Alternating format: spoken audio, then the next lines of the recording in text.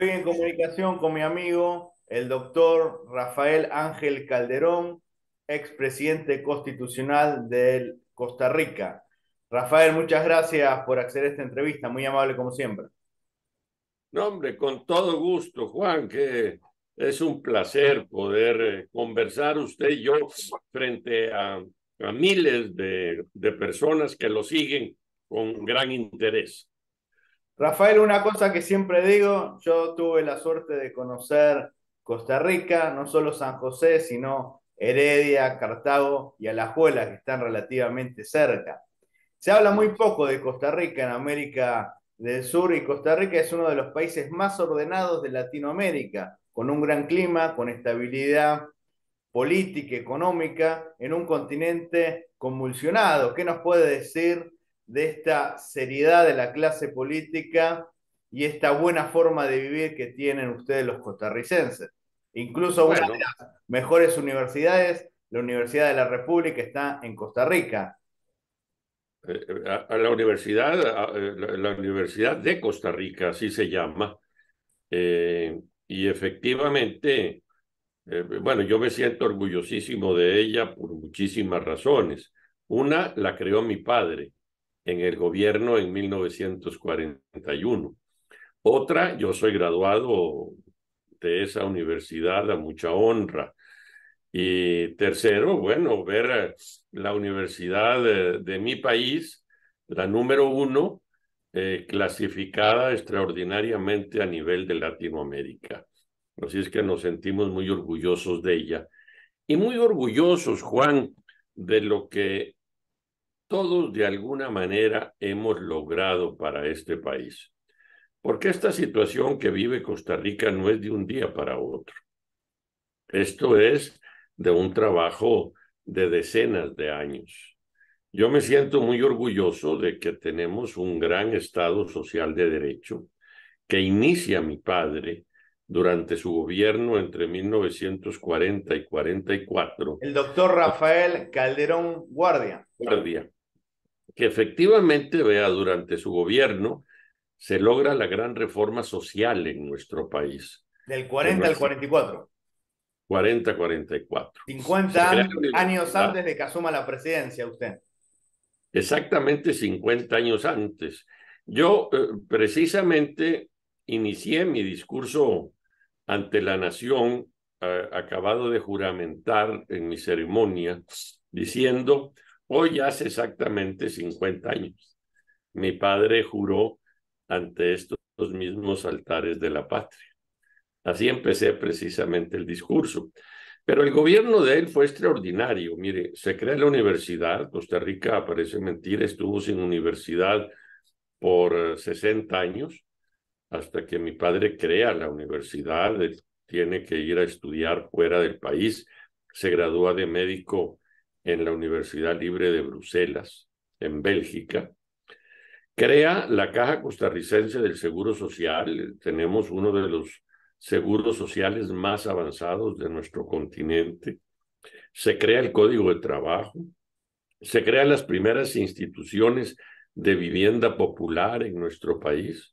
Se aprueba un capítulo de garantías sociales en la Constitución Salvando política. la distancia, se podría decir que su padre fue el Perón de Centroamérica.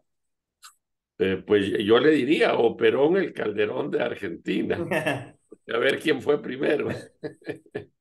Pero efectivamente es la gran reforma social que se lleva a cabo y que luego hay que reconocer que mientras tuvimos un bipartidismo muy claro, tanto la socialdemocracia, nuestros adversarios, como nosotros, los socialcristianos, mantuvimos el apoyo permanente a ese Estado social de derecho y más bien fuimos mejorando a través de los años lo que ha sido ejemplo para Costa Rica, para Centroamérica, para el mundo, el Estado social de derecho.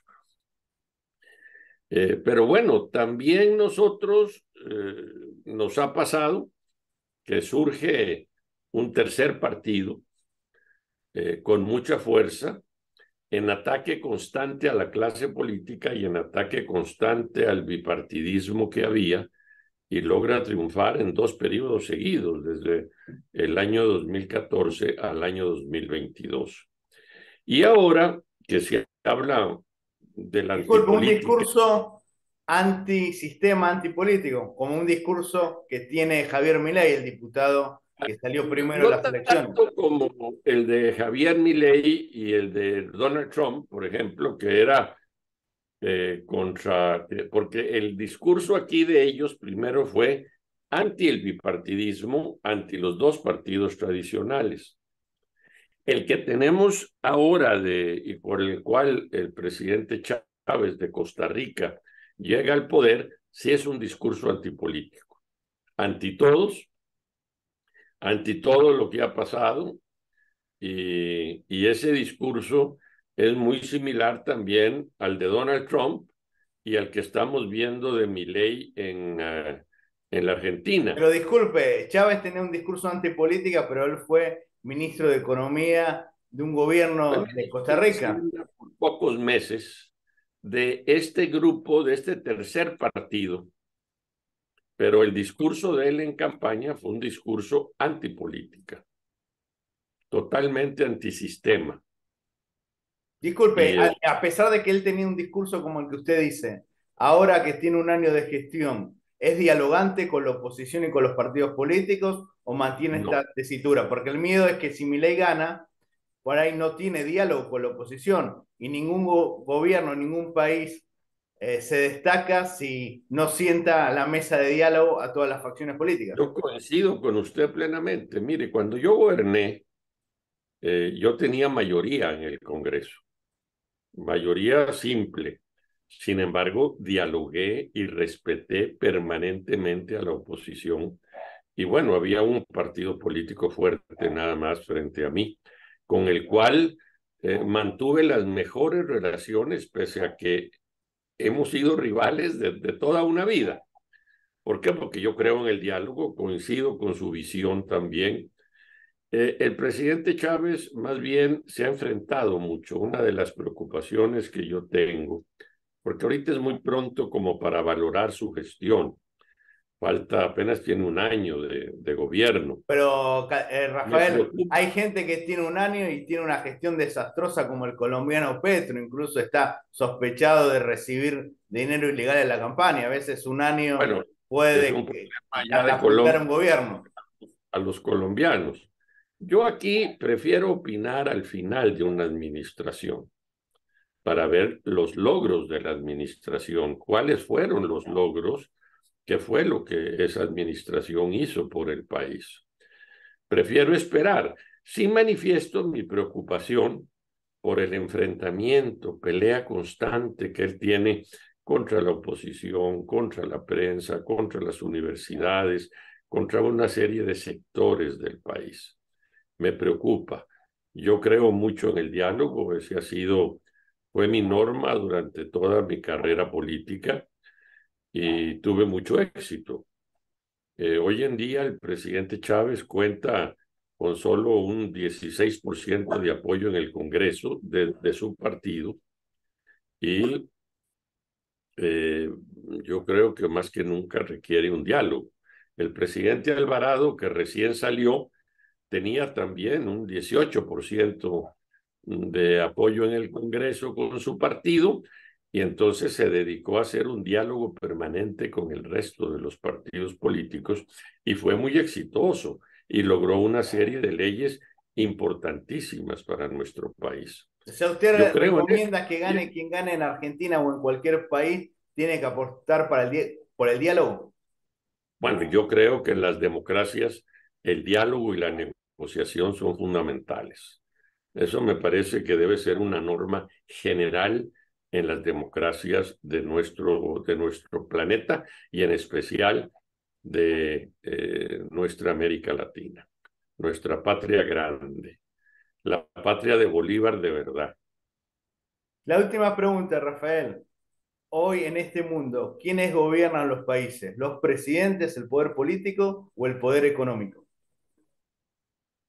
Pues todo depende, mire, yo le puedo decir, en Costa Rica gobierna el presidente con el poder político y por supuesto hay influencias de los diversos sectores. Yo en mi gobierno goberné yo con un partido político muy sólido. Invité a la oposición a llegar a acuerdos importantes, no a hacer gobierno de unidad nacional, pero así acuerdos importantes para llevar adelante el país. Y por supuesto que el poder económico tiene influencia, usted lo oye, lo escucha, el poder social también en mi país, los sindicatos también, las universidades, los sectores intelectuales. Es decir, todos tienen su influencia en el caso de Costa Rica. En Argentina usted me puede decir mejor, usted conoce mejor la situación interna de su país y me lo podría decir. Yo Sí. le puedo describir lo que hemos visto y hemos ido aquí en Costa Rica. Muchísimas gracias, Rafael, muy amable como siempre. Con mucho gusto, Juan. Ha sido un placer como siempre y ahí nos seguiremos conversando. Para más información, por favor, suscríbanse a mi canal de YouTube. Muchas gracias.